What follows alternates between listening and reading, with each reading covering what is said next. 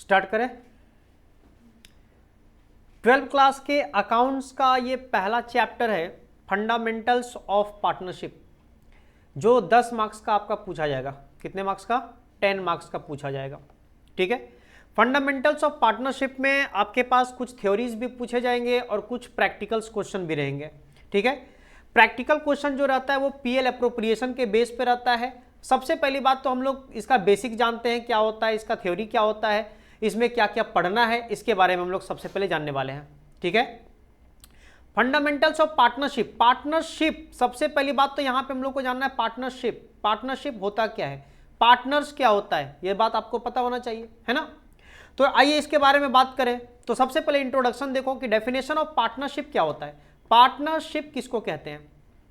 हम लोग जानते हैं जब दो लोग मिल जाते हैं, दो तीन लोग जब मिल जाते हैं और वो मिल के जब कोई काम करते हैं उसी को पार्टनर बोलते हैं। अरे बोलते हैं ना, जब ए बी सी तीन पार्टनर लोग मिलके, तीन लोग मिलके अगर कोई काम करने के लिए, कोई बिजनेस करने के लिए स्टार्ट करते हैं, तीनों एक ज्वाइंट होके, तो उसको हम लोग पार्टनरशिप बोलते हैं। उसी को यहां पे लिखा हुआ है according to the Indian Partnership Act 1932, जिसका एक्ट दिया गया था 1932 में लागू किया गया था। Partnership is the relationship between persons who have agreed to share the profits of a business carried on by all or any of them acting for all. इसका क्या मतलब हुआ? Partnership is the relationship between persons. Persons के बीच का relationship बताता है who have agreed to share profits of a business. बताओ, अगर हम कोई बिजनेस करते हैं तो बिजनेस करने का सबसे पहला मोटिव क्या होता है? हमारा प्रॉफिट अर्न करने का होता है, हाँ या ना। तो अगर हम लोग प्रॉफिट अर्न करने के लिए कोई भी बिजनेस स्टार्ट करते हैं और जो भी लोग उसमें मिल के काम कर रहे हैं उसी को पार्टनर बोलते हैं। वो या तो पूरा का पूरा सभी लोग मिल के वहां पे काम करेंगे, या तो any of them acting for all, या तो कोई एक पर्सन भी सभी लोगों के लिए काम कर सकता है। क्लियर चीज? जैसे अगर मान लेते हैं ए बी और सी तीन पार्टनर है, ए बी और सी तीन पार्टनर है। अगर मान लेते हैं कि तीनों का तीनों पार्टनर वहां पे काम कर रहा है, तब भी ये तीन पार्टनर कहलाएंगे। अगर ए और बी काम कर रहा है लेकिन बी सी वहां पे काम नहीं कर रहा है, फिर भी वो पार्टनर का नाम वहां पे उसका आएगा। कभी कभी इसलिए पार्टनरशिप में आप देखते होगे, अगर पहले पढ़े हो इसके बारे में, पार्टनर्स कितने तरह के होते हैं, तो तुमको पता होगा एक स्लीपिंग पार्टनर बोल के भी आता है, एक्टिव पार्टनर होता है, स्लीपिंग पार्टनर होता है, बोलो है ना। तो एक्टिव पार्टनर कौन होता है? जो पार्टनरशिप बिजनेस में वो एक्टिव रहता है, यानी जो इन्वॉल्व रहता है, जो काम करता है, उसको बोलते हैं हम लोग एक्टिव पार्टनर। और स्लीपिंग पार्टनर किसको बोलते हैं? जो वहां पे एक्टिव नहीं रहता है, वो पार्टनर तो होता है लेकिन वहां पे एक्टिव नहीं होता है। लोगों को उसके बारे में बहुत कम पता चलता है कि हाँ ये भी यहां पे पार्टनर होगा। क्लियर चीज? जैसे एक एग्जाम्पल के थ्रू बताते हैं। बताओ, मान लेते हैं यहां पे ये जो रूम है जहां पे हम पढ़ा रहे हैं, एक एग्जाम्पल दे रहे हैं, ये मेरा फ्रेंड का है, मेरा नहीं है रूम। क्लियर चीज? और हम यहां पे पढ़ाने के लिए हम क्या बोले कि तुमको तो पढ़ाना लिखाना आता नहीं है, एक काम करो, तुम्हारा एक रूम खाली पड़ा हुआ है, उस रूम को हमको दे दो, हम वहां पे ट्यूशन पढ़ाएंगे। क्लियर चीज? वो हमको ट्यूशन पढ़ाने के लिए रूम दे दिया, लेकिन वो बोला कि हम लोग पार्टनरशिप में रहेंगे। किस में रहेंगे? पार्टनरशिप में रहेंगे। पढ़ाएंगे लिखाएंगे हम, इनकम होगा मेरा, लेकिन उस इनकम में, उस प्रॉफिट में शेयर उसका भी होगा, उस प्रॉफिट में शेयर उसका भी होगा। आया समझ में? वो किस तरह का शेयर कर रहा है? अगर मान लेते हैं कि हम लोग डिसाइड कर लिए कि हम लोग के बीच का जो रेशियो होगा वो 3:2 का होगा। हम लोग के बीच का रेशियो क्या होगा? 3:2 का होगा। इसका मतलब जितना भी प्रॉफिट हम लोग अर्न करेंगे वो 3:2 में बांटेंगे, यानी 3/5 लेंगे हम, 2/5 देंगे तुमको, क्योंकि वो यहां का रेंट नहीं ले रहा है हमसे, यहां का जो भी बेनिफिट हो रहा है उसका फायदा वो हमसे नहीं ले रहा है। आया समझ में? मतलब ये कि हम लोग को एक पार्टनरशिप एग्रीमेंट बनाना पड़ा उसके साथ मिलके कि हम तुमको यहां पे एक रूम दे रहे हैं अपना पढ़ाने के लिए, तुम वहां पे आराम से पढ़ाओ, लेकिन जितना भी वहां पे प्रॉफिट होगा उस प्रॉफिट का हक हमको भी मिलना चाहिए। बोलो समझ में आया? तो बताओ, अगर ये पार्टनरशिप फर्म अगर हमारे पास है तो वहां पे एक्टिव पार्टनर कौन है? हम। स्लीपिंग पार्टनर कौन है? वो। लेकिन यहां पे पार्टनर दोनों कहलाएंगे कि नहीं कहलाएंगे? बस उसी तरह से यहां पे बात किया गया कि अगर आपके पास जितने भी पर्सन्स मिलके एक बिजनेस स्टार्ट करता है प्रॉफिट अर्न करने के लिए, और अगर सभी का सभी मिलके काम करे या कोई भी वहां पे काम करे सभी के लिए, वो सभी का सभी यहां पे पार्टनर्स कहलाते हैं। आया समझ में? और इस तरह के बिजनेस को हम लोग पार्टनरशिप बिजनेस बोलते हैं। कौन सा बिजनेस? Partnership business. आई बात समझ में? हाँ या ना? अब आगे बात करते हैं कि और क्या क्या होता है यहां पे। तो अब देखो इसका फीचर्स क्या होता है। थ्योरी जानना बहुत ही जरूरी है, क्योंकि आपके पास 12th क्लास में थ्योरी भी पूछा जाता है, 1-1 मार्क्स का MCQ भी आ जाता है, SAQ भी आ जाता है आपके पास, ठीक है, और आपके पास बड़ा क्वेश्चन में भी आ जाता है थ्योरी, इसीलिए कुछ कुछ थ्योरीज भी आपको पढ़ के चलना पड़ेगा, जिसके अकॉर्डिंग आप वहां पे आंसर दे पाओगे। क्लियर चीज। आइए फीचर्स या कैरेक्टरिस्टिक्स ऑफ पार्टनरशिप के बारे में बात करते हैं। ये सारा लिखने का जरूरत नहीं है, सारा चीज मिल जाएगा तुम लोग को प्रिंट आउट पूरा, ठीक है, इसीलिए ध्यान से समझना खाली अभी यहाँ पे। आप सबसे इंपॉर्टेंट फैक्टर यहां पे देखो, सबसे इंपॉर्टेंट पॉइंट यहां पे देखो कि 2 और मोर पर्संस। बताओ पार्टनरशिप बिजनेस होने के लिए कम से कम कितना पार्टनर का जरूरत है? 2 का जरूरत है। बोलो हाँ या ना। सर मैक्सिमम कितना का जरूरत है? तो मैक्सिमम डिपेंड करता है कि कितना क्या चीज का बिजनेस कर रहे हैं हम लोग। क्लियर चीज। तो यहां पे ध्यान से समझना, अगर पार्टनरशिप बिजनेस बैंकिंग बिजनेस है तो अलग, और नॉन बैंकिंग बिजनेस होता है तो अलग उसका होता है लिमिट। क्लियर चीज। चलिए यहां पे हम लोग देखते हैं क्या क्या लिखा हुआ है। बोला there must be at least 2 persons to form a partnership. कम से कम कितना पार्टनर का जरूरत है, पर्सन का जरूरत है? 2 पर्सन का जरूरत है। Who work for a common purpose, जो एक कॉमन पर्पस के लिए काम करता है। Maximum number of partners can not be more than 50। 50 से ज्यादा पार्टनर्स नहीं हो सकते हैं। आया समझ में? यानी अगर कोई बिजनेस स्टार्ट कर रहे हैं, उसमें अगर पार्टनर्स लोगों का, जैसे बहुत बड़ा बिजनेस है, बहुत पैसे का जरूरत है, तो कोई एक लोग तो वहां पे करेगा नहीं, कोई 2 लोग भी वहां पे रिस्क नहीं लेगा। इसीलिए क्या करता है वहां पे पार्टनरशिप में, यानी बहुत लोगों को मिला के वहां पे एक पार्टनरशिप बिजनेस स्टार्ट करता है और बोलता है जितना भी प्रॉफिट होगा हमारा वो हम लोग बांट लेंगे, या तो इक्वली बांट लेंगे या तो रेशियो के हिसाब से बांट लेंगे। जो जितना का इन्वेस्टमेंट करता है, मतलब जो जितना का कैपिटल लगाता है, उसके अकॉर्डिंग भी उन लोग का रेशियो बन जाता है। समझ में आया? जैसे मान लेते 3 पार्टनर है A, B और C, और अगर तीनों डिसाइड किया है कि जितना जितना हम लोग पैसा बिजनेस में लगाएंगे उसी का रेशियो में हम लोग प्रॉफिट को बांटेंगे। तो बताओ अगर A लगाया है 5 लाख रुपया, B लगाया है 3 लाख रुपया, C लगाया है 2 लाख रुपया, तो रेशियो कितना का बन जाएगा? 5:3:2 का रेशियो बन जाएगा। आया समझ में? यानी कैपिटल जिस तरह से लगाया है उसी का रेशियो में उसको डिस्ट्रीब्यूट करना है, या नहीं तो अगर प्रॉफिट शेयरिंग रेशियो अलग रहेगा तो अलग रेशियो में बांटना पड़ेगा। आई बात समझ में? तो बस ये बात का ध्यान रखना। फिर दूसरा एग्रीमेंट। हम लोग जानते हैं पार्टनरशिप बिजनेस कर रहे हैं, और कोई भी बिजनेस का हम लोग कैसे पता करेंगे कि ये इस बिजनेस का पार्टनर है, ये इस पार्टनरशिप फर्म का ये पार्टनर है, कैसे समझ में आएगा? तो उसके लिए एक एग्रीमेंट का होना जरूरी है। किसका होना जरूरी है? एग्रीमेंट का होना जरूरी है। तो बोलता है there must be an agreement. Must लगा देने का मतलब आपको पता होना चाहिए, ये मैंडेटरी हो जाता है, कंपलसरी हो जाता है ना। आप उसको कोर्ट में जाके स्टैंप ना लगवाओ चलेगा, समझ में आया, लेकिन एक एग्रीमेंट तुमको करना ही पड़ेगा। क्लियर चीज। तो बोला there must be an agreement between 2 और more persons, it may be written और ओरल। या तो ये रिटन हो सकता है या तो वो ओरल हो सकता है। लेकिन बताओ ओरल मतलब मुंह से बोल के, भाई हम लोग तो दोस्त यारी हैं, हम लोग क्या उतना लिखा पढ़ी करेंगे, हम लोग उतना डॉक्यूमेंट मेंटेन नहीं करेंगे, बस एक दूसरे पे भरोसा करो और हम लोग पार्टनरशिप में उतर जाओ, ऐसा भी तो हो सकता है ना। ओरली भी यहां पे हम लोग का पार्टनरशिप फॉर्म क्रिएट हो सकता है। क्लियर चीज। लेकिन एक बात बताओ, अगर हम लोग प्रूफ के तौर पे अगर बोलना चाहेंगे तो प्रूफ के तौर पे तो ओरली हम लोग का काम नहीं हो सकता है, कभी भी हम लोग का जुबान बदल सकता है ना। तो इसीलिए उस टाइम हम लोग का रिटन एग्रीमेंट जो होता है वो ज्यादा वैलिड होता है। आई समझ में बात? तो वही बोला the written agreement among the partners is known as the partnership deed. इसीलिए कभी कभी क्वेश्चन पूछा जाता है पार्टनरशिप डीड क्या होता है, आगे पढ़ेंगे इसके बारे में। तो पार्टनरशिप डीड क्या होता है? तो पार्टनरशिप डीड उसी को बोलते हैं एग्रीमेंट को, यानी पार्टनरशिप के बीच में, पार्टनर्स लोगों के बीच में जो एग्रीमेंट रेडी हुआ है उसी को हम लोग बोलते हैं पार्टनरशिप डीड। आई बात समझ में? हाँ या ना।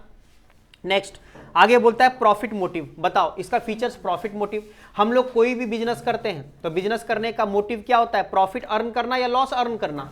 प्रॉफिट अर्न करना। तो इसका मतलब कोई भी बिजनेस, तुम छोटा से छोटा बिजनेस करो या बड़ा से बड़ा बिजनेस करो, तुम्हारा पहला मोटिव होता है प्रॉफिट अर्न करना। बोलो हाँ या ना। कोई भी बिजनेस स्टार्ट क्यों करता है? लॉस में जाने के लिए, अपना पूरा डुबा देने के लिए, मतलब जितना भी हम लोग के पास प्रॉपर्टी है, जितना भी हमारे पास एसेट्स है, क्या सब चीज को डुबा देने के लिए? नहीं, हम लोग प्रॉफिट अर्न करने के लिए बिजनेस करते हैं। तो बस हम लोग का मोटिव जो होता है वो प्रॉफिट अर्न करना होता है। तो making profit should be the objective of the business.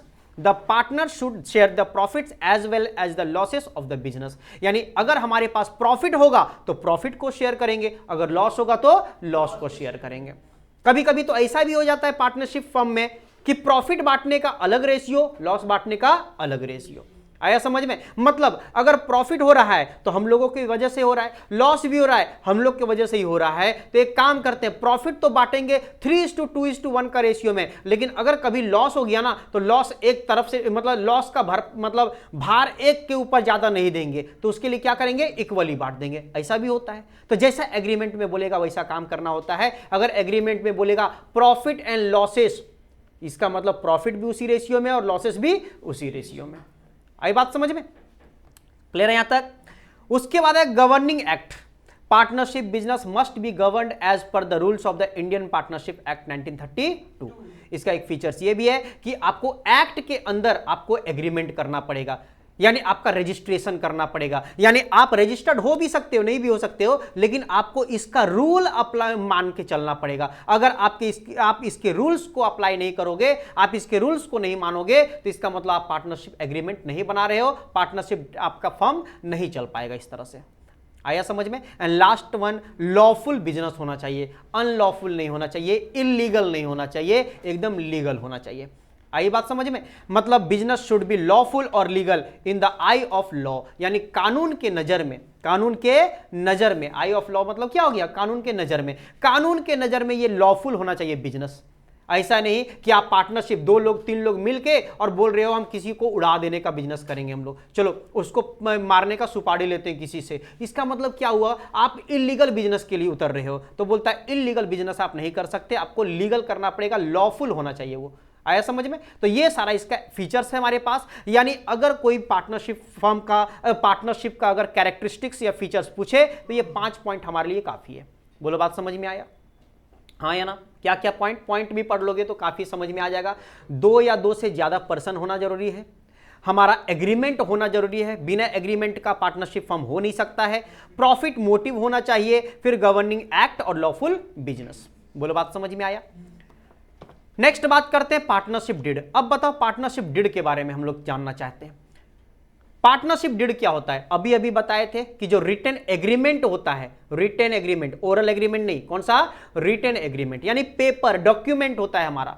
तो वही बोला, a document that contains the terms of agreement between the partners is called a partnership deed. यानी पार्टनरशिप डीड में क्या लिखा रहता है, जितना भी आपके पास क्या क्या लिखा रहता है वो नीचे में लिखे यहां पे, लेकिन बस इतना ध्यान रखना वो एक डॉक्यूमेंट होता है जिसमें पार्टनर्स लोगों के बीच का सारा बात उसमें कंसीडर किया रहता है, सारा कुछ उसमें लिखा रहता है। आ रहा समझ में? पार्टनरशिप जो हम लोग पढ़ने वाले हैं 12th क्लास में, वो छोटा मोटा बात नहीं है, इसमें बहुत कुछ पढ़ने वाले हैं। पार्टनरशिप एक ह्यूज मार्क्स हमारा यहां पे कवर करता है। अब तुम बोलोगे सर फंडामेंटल तो 10 मार्क्स का है, फंडामेंटल सिर्फ 10 मार्क्स का है, इसके बाद भी हमारे पास बहुत सारा चैप्टर है जो पढ़ना है, पार्टनरशिप से रिलेटेड सब रहेगा। समझ में आया? पार्टनरशिप में गुडविल के बारे में पढ़ेंगे, पार्टनरशिप में एडमिशन होगा पार्टनर का वो पढ़ेंगे, पार्टनरशिप में रिटायरमेंट होगा पार्टनर्स का वो पढ़ेंगे, कभी कभी पार्टनर का डेथ हो जाता है तो वो पढ़ेंगे, कभी कभी पार्टनरशिप फर्म को डिसॉल्व कर देना पड़ता है वो भी पढ़ेंगे, डिसोल्यूशन ऑफ पार्टनरशिप भी हमारा चैप्टर है, वो सारा चीज पढ़ेंगे। तो पार्टनरशिप फर्म, अगर पार्टनरशिप के बारे में अगर बात करोगे तो लंबा चौड़ा चैप्टर है हमारा ये। आया समझ में? तो एक एक करके हम लोग को वहां पे सब चीज को कवर करना पड़ेगा धीरे धीरे करके। समझ में आ रहा है? तो जिसमें से हम लोग पहला टॉपिक स्टार्ट किए, बेसिक से स्टार्ट किए, फंडामेंटल से, जिसमें हम लोग को इसमें भी प्रैक्टिकल चीज मिलेगा। बस अभी पहले थ्योरी के बारे में कुछ जान लेते हैं, उसके बाद प्रैक्टिकल के बारे में बात करेंगे। ठीक है, चलिए अब बात करते हैं कि सर क्या क्या चीज पार्टनरशिप डीड में हमारा कंटेन करता है, क्या क्या रहता है पार्टनरशिप डीड में। अगर हमारा एग्रीमेंट बनता है, डॉक्यूमेंट रेडी होता है, तो डॉक्यूमेंट में क्या क्या चीज लिखा रहता है, तो name and address of all partners, कौन कौन पार्टनर लोग मिलके बिजनेस कर रहा है उसका नाम होना जरूरी है। बोलो हाँ है ना? तो उसका नाम लिखा रहता है। नेम ऑफ द फर्म, बताओ आप जो पार्टनरशिप फर्म बना रहे हो उसका कुछ तो नाम होगा। बोलो, मान लेते मेरा कोचिंग है, हम कोचिंग पढ़ाते हैं, अरे कोचिंग का कुछ तो नाम होगा, तो उस तरह से कोचिंग का नाम होना चाहिए। कोचिंग में कौन कौन पार्टनर लोग हैं, पार्टनर का नाम रखना पड़ेगा। कोचिंग कहां पे आप पढ़ा रहे हो उसका लोकेशन होना पड़ेगा, एड्रेस रहना पड़ेगा। बोला है ना? तो उसी तरह से नेचर ऑफ बिजनेस, बिजनेस का नेचर भी पता रखना पड़ेगा, किस तरह का नेचर का बिजनेस है।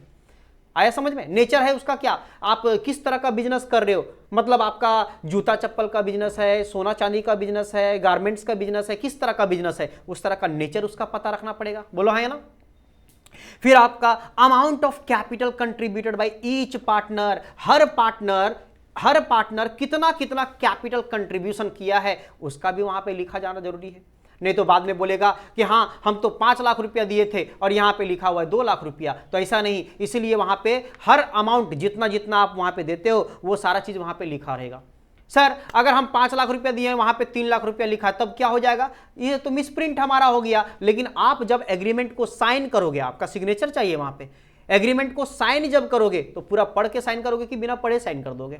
बोलो, पहले पढ़ के साइन करोगे। और जब पढ़ के साइन करोगे तो सब चीज देखो वहां पे कि हाँ कौन कौन सा पार्टनर का नाम लिखा हुआ है, फर्म का नाम सही से लिखा हुआ है कि नहीं, नेचर ऑफ बिजनेस हमारा सही है कि नहीं। नहीं तो हम सोच रहे थे कि हम लोग का एक लीगल बिजनेस करने के लिए हमको बोल रहा था, तो हम तो सीधे साधे संत आदमी हैं, हमको लगा कि अच्छा बिजनेस करना है, लेकिन हम लोग तो वो फंसा दिया, वो कोई इलीगल बिजनेस में हमको उतार दिया। तो ऐसा नहीं होना चाहिए, इसलिए नेचर भी पता करना पड़ेगा तुमको, तो नेचर ऑफ बिजनेस भी जान के रखना पड़ेगा, सब कुछ लिखा रहना पड़ेगा।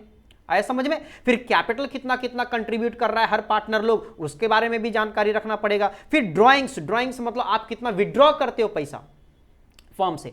जब आप ड्राइंग्स और कैपिटल एक दूसरे का उल्टा होता है, आपको पता होना चाहिए। अगर हम बिजनेस में पैसा लगाते हैं तो कैपिटल, अगर बिजनेस से पैसा निकालते हैं तो ड्राइंग होता है। आया समझ में? उसके बाद बात होता है हमारा accounting period of the firm. Firm का अकाउंटिंग पीरियड के बारे में बात होता है कि आपका ये 12 महीना का अकाउंटिंग पीरियड है, तो 12 महीना कहां से स्टार्ट होता है? क्या आपका जनवरी से स्टार्ट होकर दिसंबर में खत्म होता है, या अप्रैल में स्टार्ट होकर मार्च में खत्म होता है, या आपका जुलाई में स्टार्ट होकर जून में खत्म होता है? अकाउंटिंग पीरियड कुछ भी हो सकता है। 12 महीना हमारा जो होता है अकाउंटिंग पीरियड, 12 महीना का जो अकाउंटिंग ईयर होता है हमारा एक साल, वो एक साल कहीं से भी स्टार्ट होकर कहीं पे भी खत्म हो सकता है ना? तो ऐसे हम लोग ज्यादातर जो यूज करते हैं वो 2 ही डेट यूज करते हैं, हाँ या ना? क्या जनवरी से लेकर के दिसंबर तक यानी कैलेंडर ईयर यूज करते हैं, या तो फाइनेंशियल ईयर यूज करते हैं मतलब अप्रैल से लेकर के मार्च तक। बोलो हाँ या ना? 1 अप्रैल से 31 मार्च या 1 जनवरी से 31 दिसंबर। क्लियर है बात? Next, rate of interest on capital and interest on drawing. ये भी बात हम लोग का जान के रखना पड़ता है, वो भी लिखा रहता है वहां पे। अगर आप कैपिटल लगाए हो, आप अगर पैसा लगाए हो तो आपको इंटरेस्ट मिलना चाहिए कि नहीं मिलना चाहिए? अरे बोलो हाँ या ना? चलो अगर नहीं समझ में आया बात, सर पैसा लगाए तो इंटरेस्ट कहां से मिलेगा, नहीं समझ में आया, सोच के देखो। अगर ये पैसा 5 लाख रुपया हम बिजनेस में ना लगा के अगर किसी और पर्सन को हम लोन दे देते तो बताओ हमको वो इंटरेस्ट देता कि नहीं देता? बोलो हाँ या ना? अगर हम किसी पर्सन को, बाहर वालों को लोन दे देते हम 5 लाख रुपए का, हमको इंटरेस्ट मिलता है कि नहीं मिलता? तो वही बात सोच के चलना पड़ेगा कि अगर हम वो पैसा कहीं और ना लगा के अगर बिजनेस में लगाए हैं तो वहां से भी इंटरेस्ट मिलने का हमको हक है। आया समझ में? तो कितना रेट ऑफ इंटरेस्ट मिलेगा, यानी रेट ऑफ इंटरेस्ट क्या होना चाहिए? तो 10%, 6%, 5%, 8% जो भी होगा वो चीज वहां पे मेंशन करना चाहिए, वो वहां पे लिखा होना चाहिए। बोलो बात समझ में आ रहा है? नेक्स्ट है इंटरेस्ट ऑन ड्राइंग। तो जब पैसा लगाते हैं तब उसको इंटरेस्ट मिलेगा, और जब पैसा निकालते हैं तो हमको इंटरेस्ट देना पड़ेगा। अरे समझ में सब बात? प्रॉफिट शेयरिंग रेशियो, बताओ प्रॉफिट शेयरिंग रेशियो का भी होना जरूरी है। सर अगर क्वेश्चन में प्रॉफिट शेयरिंग रेशियो नहीं देगा तो नहीं देगा, कुछ अगर नहीं देता है तो क्या होगा क्या नहीं होगा सब बात की बात, लेकिन प्रॉफिट शेयरिंग रेशियो का होना जरूरी है। अरे समझ में? अगर आपका रेशियो है 3:2:1 तो 3:2:1, अगर 2 पार्टनर हो 3:1 का रेशियो, 3:2 का रेशियो, 1:1 का रेशियो, जो रेशियो है रेशियो आपको लिख के चलना पड़ेगा। अगर आप कैपिटल कंट्रीब्यूशन का ही रेशियो मेंशन कर रहे हो तो वही वाला चीज आप दिखाओ वहां पे। आ रहा है समझ में? उसके बाद है ड्यूरेशन ऑफ पार्टनरशिप। कभी कभी ऐसा भी होता है कि पार्टनरशिप आप लंबे समय के लिए चला रहे हो या पार्टनरशिप आप कम समय के लिए चला रहे हो। आ रहा है समझ में? उसके लिए भी आप यहाँ पे एग्रीमेंट बनाते हो। जैसे मान लेते हैं आपका रथ मेला आ जाता है, आपका दुर्गा पूजा आ जाता है, आता है ना? तो इस तरह का आपका ईद आ गया, तो ऐसे में क्या होता है, बहुत लोग वेंडर लोग जो लगाते हैं, कोई बिजनेस करते हैं ना कि चलो हम लोग खिलौना बेचना शुरू करेंगे, हम लोग ये चीज बेचेंगे, हम लोग वो चीज बेचेंगे, लेकिन मेरे पास सामान तो है, मेरे पास ठेला नहीं है। एक काम करो, तुम ठेला दो, हम सामान देंगे और हम दोनों मिल के काम करेंगे। होता है कि नहीं होता है? तो बताओ, ये पार्टनरशिप बिजनेस अगर कर रहे हैं तो क्या ये पार्टनरशिप बिजनेस लंबे समय तक के लिए कर रहे हैं? ना, बस ईद खत्म होगा हमारा ये बिजनेस भी खत्म, दुर्गा पूजा खत्म होगा हमारा बिजनेस खत्म। बोलो समझ में आया? हमारा पार्टनरशिप एग्रीमेंट वहीं पे खत्म हो जाएगा। तो इसका मतलब ड्यूरेशन भी आपको मेंशन करना पड़ेगा कि कितने दिनों तक के लिए, कितने महीने तक के लिए या कितने साल तक के लिए आप ये पार्टनरशिप में उतरे हुए हो। बोलो समझ में आया? तो duration of partnership, commencement of partnership. Commencement मतलब होता है स्टार्टिंग, यानी पार्टनरशिप फर्म को आप कब स्टार्ट किए हो। समझ में आया? ये सब भी लिखा होना जरूरी है। Rights and duties of partners, partners का क्या क्या अधिकार है, क्या क्या ड्यूटीज है, वो सारा उसमें लिखा होना जरूरी है। समझ में आया? ड्यूटी यहाँ पे जो लिखा जाएगा, अगर हाँ आपका ये ड्यूटी है कि हाँ कोई भी अगर आए आपको टाइम पे आना पड़ेगा, जैसे होता है ना आपके पास डिसिप्लिन मेंटेन करना, तो जिस तरह का मतलब रूल्स एंड रेगुलेशन वहां पे लिखा हुआ है, जो राइट्स आपको दिया गया, अधिकार दिया गया है, जो जो ड्यूटीज दिया गया है, वो सारा चीज आपको कवर कर सकते हो। अगर आपको अधिकार दिया गया है कि आप जो यहाँ पे पार्टनरशिप बिजनेस अगर कर रहे हैं तो एक बुक मेंटेन तो कर रहे होंगे और ये अकाउंट्स मेंटेन कर रहे होंगे ना, कि हाँ हमारा इतना का परचेज हो रहा है, इतना का सेल हो रहा है, इतना का डिस्काउंट हो रहा है, इतना का ये हो रहा है, सारा चीज के लिए अकाउंट्स मेंटेन कर रहे होंगे कि नहीं कर रहे होंगे। तो वो बुक भी आपको देखने का अधिकार है। अगर ये आपको अधिकार दे दिया गया है तो वो वहां पे लिखा रहेगा, वो राइट्स आपके पास। हाँ बोला है ना, to check the books of account, यानी आपको अगर लिख दिया गया to check the books of account, यानी आप चेक कर सकते हो बुक्स ऑफ अकाउंट। अगर आप चेक करने जाओगे और वो हाथ में मारेगा, ये क्या कर रहे हो यहाँ पे, तुमको अधिकार नहीं दिया गया, बोला हम दिखाएंगे अभी एग्रीमेंट, देखो एग्रीमेंट में लिखा हुआ है कि कोई भी पार्टनर यहां पे बुक्स ऑफ अकाउंट को चेक कर सकता है। बोलो समझ में आया? क्योंकि सभी पार्टनर बराबर है वहां पे, सभी पार्टनर है वहां पे, एक दूसरे का एजेंट है सब लोग वहां पे। क्लियर चीज? फिर आगे लास्ट पार्टनर सैलरी कमीशन। अगर कोई पार्टनर ज्यादा काम करता है, कोई पार्टनर्स को अगर ज्यादा काम दिया गया है तो उसको सैलरी भी प्रोवाइड किया जाता है कभी कभी। बोलो है ना? अगर जैसे मान लेते हैं एक स्लीपिंग पार्टनर हो गया, एक एक्टिव पार्टनर यहाँ पे दिन भर यहाँ पे खटता रहेगा, काम करता रहेगा, और तुम लोग दोनों इक्वल रेशियो में प्रॉफिट बांटोगे, तो इस तक का मतलब ये हुआ कि आप जो स्लीपिंग पार्टनर है, जो एक्टिव पार्टनर है, दोनों मिल के काम कर रहा है, लेकिन दोनों को प्रॉफिट सेम मिल रहा है यहाँ पे। लेकिन सोचो जो एक्टिव पार्टनर है वो तो ज्यादा खट रहा है, वो तो ज्यादा काम कर रहा है, वो तो आराम से स्लीपिंग है, सो रहा है आराम से, लेकिन खट रहा है कोई और। इसका मतलब उसको कुछ और एक्स्ट्रा पेमेंट करने का हक दिया जाता है। तो वो वहां पे मेंशन करना पड़ेगा एग्रीमेंट में कि हाँ आपको सैलरी भी प्रोवाइड किया जाएगा या आपको कमीशन प्रोवाइड किया जाएगा। अगर हमारे पास 20%, अगर हमारे पास प्रॉफिट जितना भी होगा उस पर 10% का कमीशन, 5% का कमीशन आपको दिया जाएगा। समझ में आया? अगर इस तरह का मेंशन किया हुआ है उसमें तभी आपको मिलेगा, नहीं मेंशन किया गया तो आपको नहीं मिलेगा।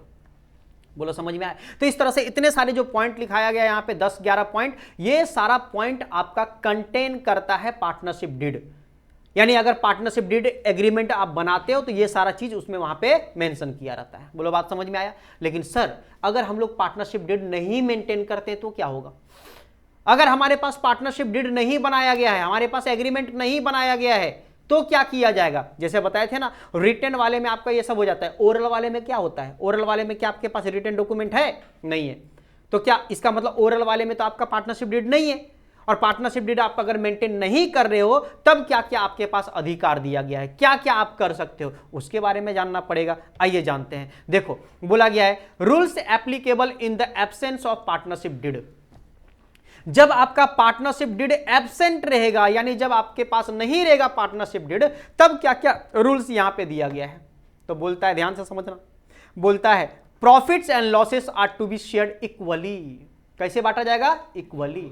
अगर आप सोच के रखे थे कि हम लोग बांटेंगे 5:3:2 में, लेकिन क्या आपका डीड में लिखा हुआ है उतना का? नहीं। तो कैसे बांटना पड़ेगा? इक्वली बांटना पड़ेगा। समझ में आया? सुनना ध्यान से, जो जो बात बोलेंगे बहुत चीज इंपॉर्टेंट रहेगा आपके लिए। जब क्वेश्चन करोगे ना, क्वेश्चन में ये सब चीज मिलेगा तुम्हारे पास कभी कभी, ठीक है? ये तुम्हारा 1 मार्क्स का ही दे देगा तुम्हारे पास, 1 मार्क का ही दे देगा तुम्हारे पास, कि अगर ABC पार्टनर्स है, उन लोगों के बीच प्रॉफिट शेयरिंग रेशियो इतना है, लेकिन लास्ट में बोल देगा partnership deed is not maintained, partnership deed is not maintained. समझ में आया? तो बताओ उस टाइम प्रॉफिट शेयरिंग रेशियो कितना का हो जाएगा? 1:1:1 का हो जाएगा, यानी इक्वली हो जाएगा। वहां पे 5:3:2 रहे या 3:1 रहे, कोई मायने नहीं रखता है वहां पे। आ रहा है समझ में? तो अगर आपके पास पार्टनरशिप डीड नहीं है तो वहां पे आपका इक्वली हो जाता है प्रॉफिट या लॉसेस। क्लियर बात? उसके बाद partners are not entitled for interest on capital invested in the firm.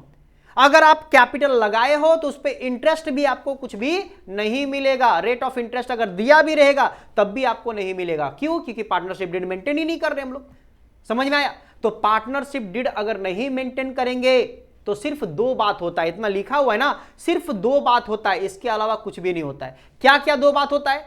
Profit and losses equally बांटा जाता है, प्रॉफिट लॉस इक्वली बांटा जाता है, और अगर आप लोन दिए हो फर्म को तो इंटरेस्ट ऑन लोन कितना % होता है? 6% पर एनम। ये फिक्स है 6% पर एनम उस केस में। लेकिन अगर आपका डीड में लिखा हुआ है कि इंटरेस्ट ऑन लोन होगा 12%, तो 12% देना पड़ेगा। अगर लिखा हुआ है 24% तो 24% देना पड़ेगा, लिखा हुआ है 5% तो 5% देना पड़ेगा। लेकिन अगर डिड नहीं है तो वैसे केस में कितना परसेंट रहेगा? 6% रहेगा। बोलो बात समझ में आए? तो ये दोनों फिक्स है आपका कि अगर लोन रहेगा तो लोन वाले पे आपका 6% का इंटरेस्ट रेट है, और अगर प्रॉफिट लॉस होगा तो वो इक्वली बांटा जाएगा, और बाद बाकी कोई भी चीज प्रोवाइड नहीं किया जाता है। ना interest on capital, no interest on drawing will be charged. फिर आपका देखो, partners are not entitled for salary, commission and remuneration. No new partner is to be introduce without the written consent of all the existing partners. देख रहे हो, ना ही आपको interest on capital मिलेगा, ना ही आपका इंटरेस्ट ऑन ड्राइंग चार्ज किया जाएगा, ना ही आपको कुछ भी सैलरी, कमीशन, रेम्यूनरेशन दिया जाएगा।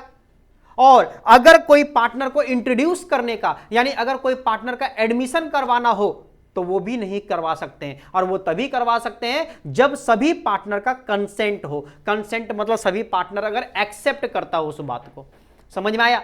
अगर मान लेते ए बी सी 3 पार्टनर है, और अगर बी का एक छोटा भतीजा निकल गया है, समझ में आया, वो आया है वहां से और बोलता है हम भी आप लोग के साथ पार्टनरशिप फर्म में आना चाहते हैं, बोलेंगे ठीक है आ सकते हो। बी बोलेगा ठीक है आ जाओ, तुम भी साथ में काम करना। लेकिन ए और सी राजी नहीं है, वो रेडी नहीं है। वो बोलता है ना ना ना, किससे पूछ के तुम पार्टनरशिप फर्म में इसको ला रहे हो, हम लोग तो रेडी नहीं है, तो उसको पार्टनरशिप में नहीं ला सकते हम लोग। समझ में आया? मतलब सभी पार्टनर का, ऑल द एग्जिस्टिंग पार्टनर्स, सभी पार्टनर्स अगर रेडी रहेंगे, एक्सेप्ट करेंगे, तभी कोई पार्टनर का एडमिशन हो सकता है, नहीं तो नहीं हो सकता है।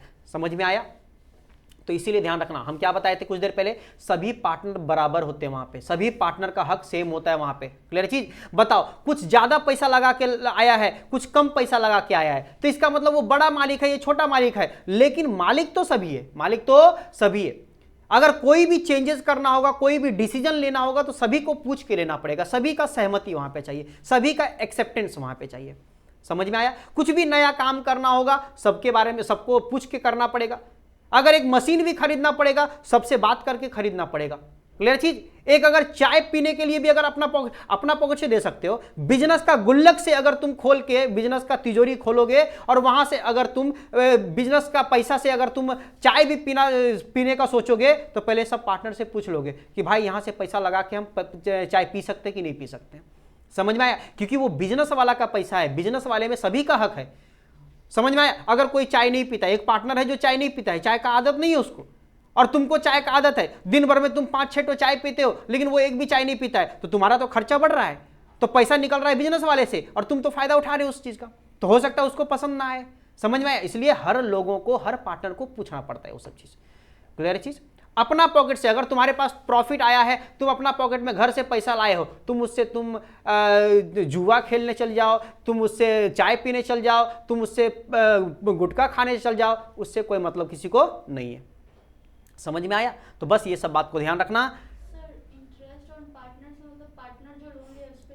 इंटरेस्ट ऑन पार्टनर्स लोन का मतलब हो गया, पार्टनर्स अगर लोन दिया है फर्म को, अगर फर्म को पार्टनर लोन दिया है, इसका मतलब लोन देता है तो उसको इंटरेस्ट मिलेगा कि नहीं मिलेगा, तो इसका मतलब लोन दिया है पार्टनर्स। उसको कैपिटल कंट्रीब्यूशन भी बोलते हैं, लेकिन कैपिटल अलग हो जाता है, वो लोन अलग हो जाता है।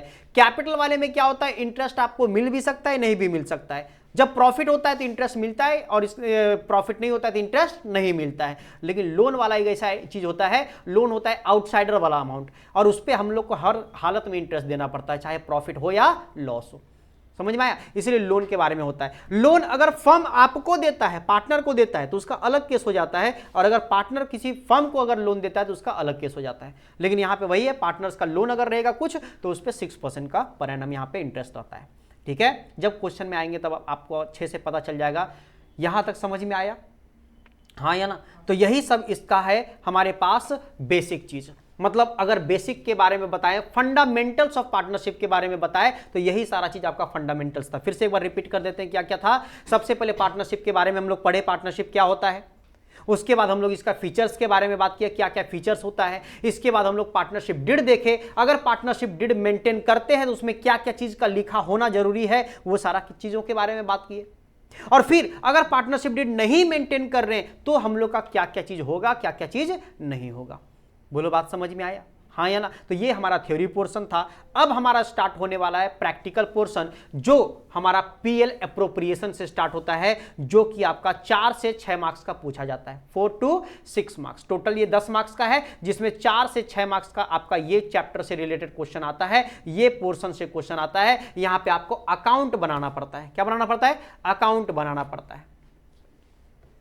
चलिए तो बात करते हैं पीएल एप्रोप्रिएशन, शॉर्ट में पीएल एप्रोप्रिएशन, लेकिन प्रॉफिट एंड लॉस एप्रोप्रिएशन नाम है। इसमें क्या क्या पॉइंट्स कवर करना है, पहले इसके बारे में बात करेंगे। यहां से प्रैक्टिकल आपका स्टार्ट होता है, लेकिन प्रैक्टिकल के बारे में जानने के लिए पहले कुछ थ्योरी भी जानना पड़ेगा, है ना। जैसे पॉइंट्स टू बी कवर्ड, क्या क्या हम लोग को कवर करना है यहां पे, इसके बारे में बात करते हैं। ध्यान से समझना एकदम। बोलता है कि प्रिपेयर करना पड़ेगा profit and loss appropriation account. कौन सा account? PL appropriation account. Sir PL account का नाम तो सुने हैं, पीएल एप्रोप्रिएशन अकाउंट क्या होता है? तो PL appropriation just after PL account create होता है। किसके बाद? Just after PL account. यानी पहले बनता है ट्रेडिंग अकाउंट, फाइनल अकाउंट पढ़े हो ना, पहले बनता है ट्रेडिंग अकाउंट, फिर बनता है पीएल अकाउंट, फिर बनता है, आप बोलोगे balance sheet. Sir balance sheet तो स्टेटमेंट है, अकाउंट थोड़ी ना है। अकाउंट के बारे में बात कर रहे हैं हम। तो पीएल के बाद जो अकाउंट बनता है वो पीएल एप्रोप्रिएशन बनता है, और पीएल एप्रोप्रिएशन खास करके पार्टनरशिप में बनता है। किस में बनता है? पार्टनरशिप में बनता है। यानी पार्टनर्स लोगों से रिलेटेड जो भी आइटम्स को रिकॉर्ड करना होगा, उसके लिए पीएल एप्रोप्रिएशन अकाउंट है, पीएल अकाउंट उसके लिए नहीं है। आ रहा है समझ में? अरे बोलो, बताओ, रेंट तो पेमेंट करते हैं हम, बिजनेस अगर किए हुए हैं तो रेंट तो पेमेंट करते कि नहीं करते हैं? तो बोलता है रेंट जो पेमेंट करते हो वो कहां का आइटम है? पीएल का आइटम है। इलेक्ट्रिसिटी पेमेंट करते हो कहां का आइटम है? पीएल का आइटम है। वो सब चीज पार्टनरशिप का नहीं। हाँ, पार्टनर लोग अगर इंटरेस्ट दे रहा है, पार्टनर लोग का इंटरेस्ट लगेगा, पार्टनर लोगों को सैलरी पेमेंट करोगे, पार्टनर लोग को कमीशन पेमेंट करोगे।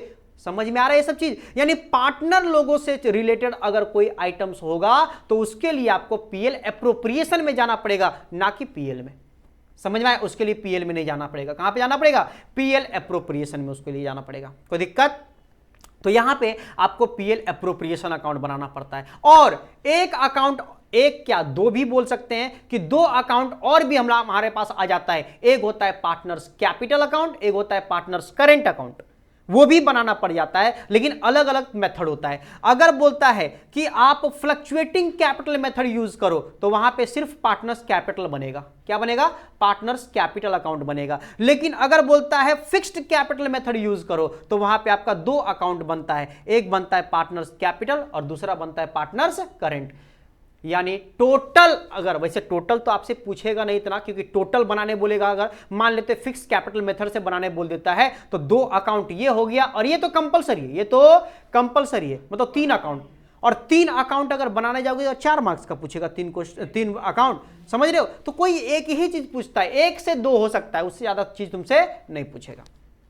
आ रहा है समझ में? यानी या तो पीएल एप्रोप्रिएशन अकाउंट बनाओ, या तो पार्टनर्स कैपिटल अकाउंट बनाओ, या तो पार्टनर्स करंट अकाउंट बनाओ। कैपिटल करंट या तो बना दो, या तो पीएल और कैपिटल बना दो। पीएल कैपिटल इसका, या तो पीएल कैपिटल इसका बना सकते हो। कोई दिक्कत? तो हम लोग तो सब कुछ सीख लेंगे यहां पे बनाने के लिए, लेकिन क्वेश्चन आपके पास जो आएगा वो उतना लंबा चौड़ा नहीं आएगा। वहां पे कुछ लिमिटेड रहेगा, क्योंकि मार्क्स रहेगा लिमिटेड, तो आपका बनाने भी बोलेगा लिमिटेड। समझ में आया? ऐसा नहीं कि 4 मार्क्स का क्वेश्चन देगा और उसमें हमारे पास 1 घंटा का बनाने के लिए यही सब चीज दे देगा, तो बाकी 2 घंटा में कितना क्वेश्चन बनाएंगे हम लोग? समझ रहे हो? इसलिए आपके पास लिमिट के हिसाब से क्वेश्चन आपको दिया जाएगा। फिर से रिपीट, मेन है आपका PL appropriation account, partners capital और पार्टनर्स करंट जो होता है वो मेथड के हिसाब से। अगर फ्लक्चुएटिंग कैपिटल मेथड यूज होता है तो सिर्फ पार्टनर्स कैपिटल अकाउंट होता है, और अगर फिक्स कैपिटल मेथड होता है तो पार्टनर्स कैपिटल और पार्टनर्स करंट दोनों होता है। क्लियर चीज? अब थोड़ा सा फॉर्मेट देखने का सोचेंगे हम लोग, लेकिन फॉर्मेट देखने के लिए आपको कुछ दिमाग में रखना पड़ेगा, ध्यान से समझना। सबसे पहले कुछ एंट्रीज के बारे में ध्यान रखना पड़ेगा। अभी हम लोग सब बात कर रहे थे पार्टनर्स लोगों से रिलेटेड, बोलो हाँ या ना? क्या क्या बात किए थे? पार्टनर्स लोगों को अगर कैपिटल लगाया है तो उस पर इंटरेस्ट का बात होता है कि नहीं होता है? तो हम लोग सुनना एक चीज, हम लोग जितना भी काम करते हैं ना, जितना भी काम करते हैं वो फर्म के बुक में करते हैं। किसके बुक में? फर्म के बुक में, in the books of partnership firm, in the books of partnership firm. तो पार्टनरशिप फर्म के बुक में हम लोग कर रहे हैं। तो बोलता है for allowing interest on capital. बताओ, अगर हम इंटरेस्ट ऑन कैपिटल अलाउ करते हैं पार्टनर्स लोगों का, तो फर्म के लिए वो एक्सपेंस है कि नहीं है?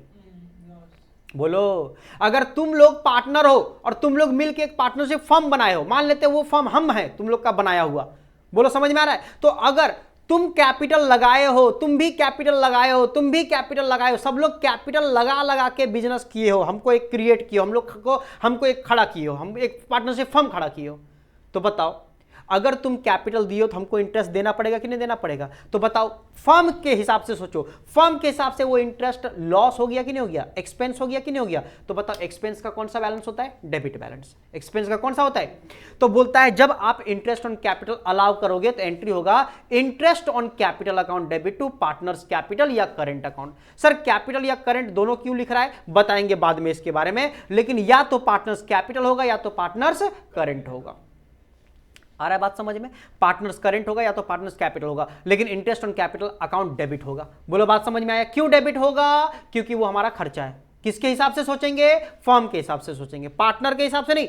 पार्टनर के हिसाब से वो क्या है? इनकम। अरे पार्टनर के हिसाब से इनकम है, बोलो हाँ या ना? लेकिन फर्म के हिसाब से सोचोगे तो क्या होगा? एक्सपेंस होगा। तो interest on partners capital account debit to partners capital account. अच्छा, फिर उसके बाद पीएल में जाना पड़ेगा। पीएल रिकॉर्ड कर रहे हैं हम लोग, तो पीएल में तो हम लोग को खर्चा दिखाना पड़ेगा ना। बताओ पीएल अगर बनाते हैं तो पीएल का खर्चा किधर होता है? डेबिट साइड में। खर्चा किधर होता है? तो डेबिट में लिखना पड़ता है to salary, to rent, to electricity, to depreciation, लिखना पड़ता है कि नहीं? उसी तरह से यहां का भी खर्चा पार्टनर्स लोगों से रिलेटेड जो है उसको डेबिट साइड में लिखना पड़ेगा। कैसे लिखेंगे? तो पीएल अकाउंट तो नहीं बना रहे हैं, यहां पे पीएल एप्रोप्रिएशन अकाउंट बना रहे हैं, तो लिखना पड़ेगा PL appropriation account debit to interest on capital. आ रहा है समझ में? हाँ या ना? एक बात बताओ, अगर आप यहां पे मेंटेन करते हो पीएल एप्रोप्रिएशन अकाउंट और पार्टनर्स कैपिटल अकाउंट, ये दो अकाउंट बना रहे हो, तो आपको पीएल एप्रोप्रिएशन में भी ट्रांसफर करना पड़ेगा कुछ चीज और आपको कैपिटल में भी ट्रांसफर करना पड़ेगा कुछ चीज। बताओ अगर इंटरेस्ट ऑन कैपिटल का आइटम्स आपको दिख जाए तो आप क्या करोगे? बोलोगे sir interest on capital account debit to partners capital है, तो पार्टनर्स कैपिटल का क्रेडिट में जाके लिखना पड़ेगा बाय इंटरेस्ट ऑन कैपिटल। बोलो हाँ या ना? लेजर पोस्टिंग ऐसे नहीं होगा? हाँ या ना? और अगर हम लोग पीएल एप्रोप्रिएशन अकाउंट बनाए हैं तो पीएल एप्रोप्रिएशन का डेबिट में लिखना पड़ेगा टू इंटरेस्ट ऑन कैपिटल। बोलो बात समझ में आ रहा है? फॉर्मेट भी दिखा देंगे अभी, लेकिन बस ध्यान रखना ये सारा जर्नल एंट्रीज आपको याद रखना पड़ेगा, ध्यान रखना पड़ेगा, क्योंकि कभी कभी जर्नल एंट्री क्वेश्चन में दे देता है, बोलेगा पास नेसेसरी जर्नल एंट्रीज। अब क्या करोगे? तुम तो लेजर पढ़ के आए हो, कैसे कैसे ट्रांसफर करना है इस तरह का। लो दिखा देते हैं पहले। लो देखो ये है पीएल एप्रोप्रिएशन का फॉर्मेट, देख रहे हो? तो ये फॉर्मेट हम लोग को जो बनाना है 4 मार्क्स के लिए वो इस तरह का बनाना है। ये फॉर्मेट हमारा रहेगा। पीएल एप्रोप्रिएशन अकाउंट बनाएंगे, उसका डेबिट में देखो इंटरेस्ट ऑन कैपिटल लिखा जाएगा, पार्टनर का सैलरी लिखा जाएगा, पार्टनर का कमीशन लिखा जाएगा, ये सारा चीज डेबिट में आएगा। फिर ड्राइंग होगा तो इधर लिखा जाएगा। ये फॉर्मेट है, फॉर्मेट के बारे में बाद में बताना चाहते हैं। तो ये फॉर्मेट है हमारा, तो इस तरह से बनाना पड़ता है। अगर आप फिक्स कैपिटल के हिसाब से बनाते हो, फ्लक्चुएटिंग के हिसाब से बनाते हो, तो फ्लक्चुएटिंग में सिर्फ कैपिटल बनता है। अरे बनता है ना, अभी बताए थे ना कि फ्लक्चुएटिंग कैपिटल मेथड में सिर्फ पार्टनर्स कैपिटल बनता है। देखो पार्टनर्स कैपिटल का इस तरह का फॉर्मेट आपको बनाना पड़ेगा। आ रहा है समझ में? ए अरे पार्टनर है ए और बी, ठीक है, ए बी यहाँ पे पार्टनर लिए हैं, एक एग्जांपल के तौर पे फॉर्मेट बनाए, इसीलिए हम यहाँ पे दिखाएं इस तरह का। समझ रहे हो? यही हमारा नहीं आएगा। वहां पे अगर पी क्यू आर आएगा तो वहां क्या ए बी लिखेंगे? पी क्यू आर लिखेंगे। नाम रहेगा तो नाम लिखेंगे। समझ रहे हो? तो हम ये फॉर्मेट बनाना था, इसलिए हम यहाँ पे ए और बी यूज किए हैं। बोलो क्लियर है चीज? तो ये फ्लक्चुएटिंग वाले में सिर्फ एक अकाउंट बनता है, लेकिन अगर वही फिक्स्ड वाला दे देगा तो कितना अकाउंट बनेगा? 2 बनेगा, एक कैपिटल का बनेगा और एक करंट का बनेगा। तो सर फर्क क्या होता है? फर्क थोड़ा बता देते हैं यहां पे, समझना। बोलता है कि जब आप पीएल एप्रोप्रिएशन बनाओगे और जब आप पार्टनर्स कैपिटल अकाउंट मतलब फ्लक्चुएटिंग के हिसाब से करोगे, तो फ्लक्चुएटिंग कैपिटल वाले में सिर्फ कैपिटल अकाउंट बनता है। तो जितना भी आइटम्स होता है पार्टनर से रिलेटेड वो सारा का सारा इसी में आता है, पार्टनर्स कैपिटल में। समझ में आ रहा है? लेकिन जब आप फिक्स्ड कैपिटल मेथड बनाते हो तो सिर्फ कैपिटल से आइटम जितना रिलेटेड होगा वो कैपिटल में आएगा और बाकी सारा आइटम चला जाएगा करंट में। बाकी सारा कहां चला जाएगा? करंट में। जैसे एक बार समझाना चाहते हैं, देखो ये जो बीडी बैलेंस है ना, ये बीडी बैलेंस है कैपिटल का। किसका बैलेंस है? कैपिटल का। ये फर्दर कैपिटल है। आ रहा है समझ में? ये ड्राइंग है। ये 3 ही आइटम आपका जो ये 3 कहां? कैपिटल से रिलेटेड है। ये जो बीडी बैलेंस और फर्दर कैपिटल है यही तुम्हारा सिर्फ कैपिटल वाले में रहेगा और बाद बाकी सब कहां चला जाएगा? करंट में। देखो एक बार यहां पे देखो, बीडी बैलेंस और फर्दर कैपिटल दिख रहा है कि नहीं? बोलो। और बाद बाकी सब किस में आ गया है? सब आ गया करंट वाले में। देखो करंट का भी अपना एक बैलेंस रहेगा, उसके बाद बताओ यहां पे इंटरेस्ट ऑन कैपिटल कहां पे लिखा हुआ है, कैपिटल में, लेकिन यहां पे देखो इंटरेस्ट ऑन कैपिटल कहां पे आ गया है, करंट में आ गया है। देख रहे हो, तो बोलने का मतलब ये हुआ, सब कुछ समझाएंगे अभी धीरे धीरे, लेकिन अभी बस समझना इतना कि जब आपको फिक्स्ड कैपिटल मेथड बोलता है तो आपको दो अकाउंट बनाना पड़ता है। वहां पे पार्टनर्स कैपिटल में सिर्फ कैपिटल से रिलेटेड आइटम आता है और बाद बाकी जितना भी चीज होता है, चाहे वो इंटरेस्ट ऑन कैपिटल हो, सैलरी हो पार्टनर का, कमीशन हो पार्टनर का, इंटरेस्ट ऑन ड्राइंग हो, लोन हो इंटरेस्ट का सारा आइटम आता है करंट में। आ रहा है समझ में? आपको याद होगा डेप्रीसिएशन चैप्टर पढ़ाए थे जिसमें प्रोविजन फॉर डेप्रीसिएशन वाला भी टॉपिक बताए थे। याद करो, विदाउट प्रोविजन फॉर डेप्रीसिएशन और विद प्रोविजन फॉर डेप्रीसिएशन वाले में क्या फर्क होता था? जब हम लोग विदाउट प्रोविजन फॉर डेप्रीसिएशन वाला होता था तो एक अकाउंट बनाते थे, मशीनरी अकाउंट, उसी में सारा कचरा फैलाते थे। करते थे कि नहीं करते थे? उसी में परचेज करो, उसी में सेल करो, उसी में डेप्रीसिएशन, उसी में प्रॉफिट, उसी में लॉस, हाँ या ना? लेकिन जब प्रोविजन फॉर डेप्रीसिएशन वाला बताए थे तो क्या कर रहे थे? परचेज होता है मशीनरी में, डेप्रीसिएशन चार्ज होता है प्रोविजन फॉर डेप्रीसिएशन में, सेल करना है तो उसके लिए डिस्पोजल अकाउंट बनाते थे। करते थे कि नहीं? अलग अलग करते थे। बस वही बात यहां पे आ रहा है कि अगर आपका फ्लक्चुएटिंग कैपिटल मेथड है तो एक ही अकाउंट आपका बनता है कैपिटल अकाउंट, उसी में सारा कचरा फैलाना पड़ता है यहां पे। लेकिन अगर आपका फिक्स्ड कैपिटल मेथड बनता है तो वहां पे दो अकाउंट अलग अलग बनता है, कैपिटल का अलग, करंट का अलग। तो कैपिटल वाले से रिलेटेड जो चीज रहेगा वो कैपिटल में और बाद बाकी जितना भी रहेगा वो करंट में आ जाएगा। फॉर्मेट आपको ध्यान में रखना पड़ेगा ये सब चीज। बोलो, बात समझ में आया? इसके लिए कुछ जर्नल एंट्री है, वो जर्नल एंट्रीज को हम लोग को यहां पे समझ रहे हैं। भी तो हम बताए, पहला वाला समझ में आ गया होगा कि इंटरेस्ट ऑन कैपिटल के लिए क्या करना है, interest on capital account debit to partners capital, और फिर जब इसको ट्रांसफर करते हैं पीएल में तो PL appropriation account debit to interest on capital. यहां पे इंटरेस्ट ऑन कैपिटल डेबिट हुआ था, यहां पे क्रेडिट हो गया, ट्रांसफर कर दिया ना तो कैपिटल क्रेडिट हो गया।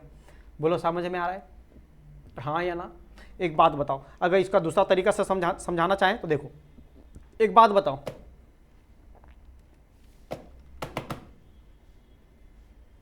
सैलरी पेमेंट करते हो कभी? अरे तुम कैसे करोगे? बताओ, सैलरी पेमेंट करने का एंट्री पास किए हो कभी? बताओ, सैलरी पेमेंट करने का एंट्री क्या पास करते हो? Salary account debit to cash account. Very good, यही ना करते हो? बताओ, क्या एक ही एंट्री में कंप्लीट हो जाता है ना? इसका दो एंट्री बनता है। एक तो तुम पेमेंट करने का एंट्री कर दिए, फिर इसको ट्रांसफर नहीं करोगे। जानते हैं सैलरी हमारा खर्चा है। सैलरी क्या है? खर्चा को शमशान घाट में भेजना पड़ेगा, मतलब पीएल में भेजना पड़ेगा। कहां पे? पीएल में भेजना पड़ेगा। तो बताओ, जब सैलरी को पीएल में ट्रांसफर करते हैं तो पीएल का डेबिट में आता है कि नहीं आता है सैलरी?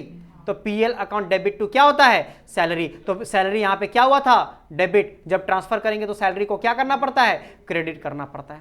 आ रहा है समझ में? तो पहले हम लोग ये पेमेंट करने का एंट्री पास किए, salary account debit to cash, और फिर ट्रांसफर करने का एंट्री पास किए तो PL account debit to salary.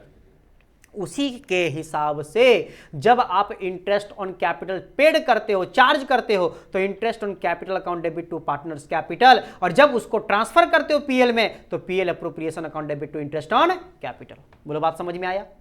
अब ड्राइंग के बारे में बात कर लेते हैं। तो ड्राइंग वाले का है उल्टा होता है ड्राइंग वाला का। अरे जब पैसा लगाते हो तो क्या होता है? कैपिटल। जब निकालते हो तो क्या होता है? ड्राइंग। तो ये उल्टा होता है कैपिटल का, ये काम भी उल्टा करेगा। बताओ, यहां पे एंट्री हो जाएगा पार्टनर्स कैपिटल या current account debit to interest on drawing, और जब इंटरेस्ट ऑन ड्राइंग को ट्रांसफर करेंगे पीएल में तो interest on drawing account debit to PL appropriation account. अरे समझ में आया कि नहीं आया? तो interest on drawing account debit to PL appropriation account हो जाएगा। इसीलिए तुम देखो यहां पे, बताओ, पीएल अप्रोप्रिएशन का डेबिट में आएगा टू इंटरेस्ट ऑन कैपिटल। बोलो हाँ या ना? और यहां पे पीएल अप्रोप्रिएशन क्रेडिट हो रहा है, मतलब उसका क्रेडिट में जाएगा क्या? Bye interest on drawing. अरे फॉर्मेट में जब जाएगा इसी तरह से जाएगा ना। तो देखो यहाँ पे जो फॉर्मेट दिखाए थे, इंटरेस्ट ऑन ड्राइंग देखो क्रेडिट में है, इंटरेस्ट ऑन कैपिटल देखो डेबिट में है। बोलो है ना? तो ये ट्रांसफर करने का तरीका यहाँ पे।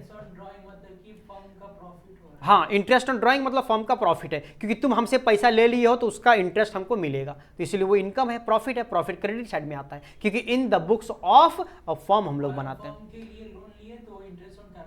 हाँ, अगर हम लोग मतलब फर्म अगर तुमसे पैसा लेके अगर फर्म एक बना है तो उसके लिए क्या करना पड़ेगा? इंटरेस्ट देना पड़ेगा, तो वो हमारा एक्सपेंस हो जाता है, उसको डेबिट में लिखना पड़ता है।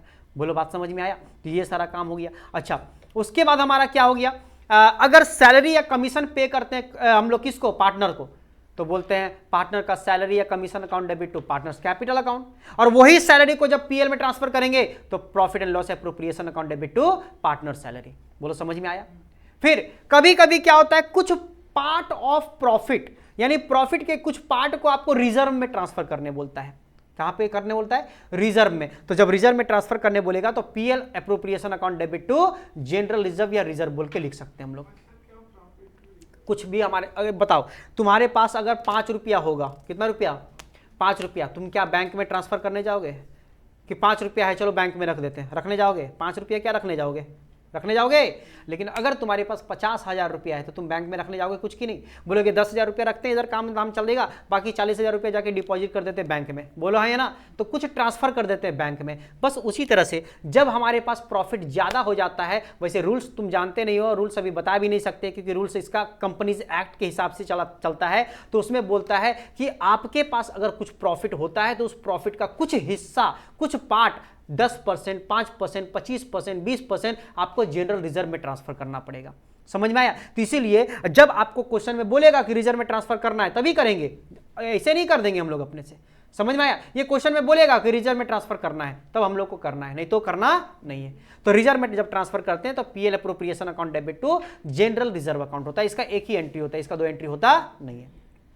ये ट्रांसफर नहीं होता, डायरेक्टली ट्रांसफर यही वाला है।